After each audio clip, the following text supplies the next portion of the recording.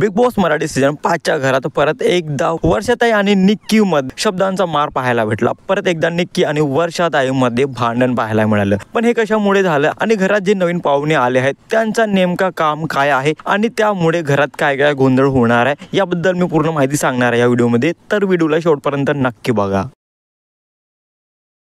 Hello, welcome back to my channel Marathi Bigg Boss update. आणि Bigg Boss मध्ये ज्याप्रमाणे wild card entry झाली आहे, म्हणजे दोन प्रमुख पाहुणे बिग बॉसच्या घरात आलेले आहेत, त्यांचं नेमकं काम कोणतं आहे हा प्रश्न प्रेक्षकांना पडून राहिला आहे की बिग बॉसने या दोघांना म्हणजे या दोघा बेबींना घरामध्ये का पाठवलं, त्यांचं काय काम आहे। पण हे काम आता माहिती झालं आहे नेमकं बिग बॉसने या दोघांना म्हणजे या दोन बेबींना घरात कशासाठी पाठवले आहे। बिग बॉसच्या नवीन प्रोमो मध्ये असं दिसून राहिलं आहे की बिग बॉसने जो दोन बेबीज घरामध्ये पाठवले होते त्या दोन्ही बेबींची केअर करण्यासाठी बिग बॉसने त्या दोन ग्रुपांकडे सोपवले आणि बोलले की यांची तुम्हाला काळजी घ्यायची आहे। ज्याप्रमाणे ग्रुप ए मध्ये निक्की त्या बेबीची काळजी घेताना दिसत आहे, तर ग्रुप बी मध्ये वर्षा उसगावकर त्या बेबीची काळजी करताना दिसत आहे। आणि नेहमीप्रमाणे निक्की तांबोली वर्षाताईला टॉन्ट मारत आहे आणि ज्याप्रमाणे ती बेबीच्या सहाय्याने वर्षाताईला टॉन्ट मारत आहे, वर्षाताई पण सेम निक्कीला टॉन्ट मारत आहे आणि ज्या टॉन्ट मध्ये निक्की वर्षाताईला डाऊन दाखवण्याचा प्रयत्न करत आहेत आणि वर्षाताई पण तशाच प्रकारे निक्कीला उत्तर देत आहे। बिग बॉसने दोन्ही ग्रुपला जो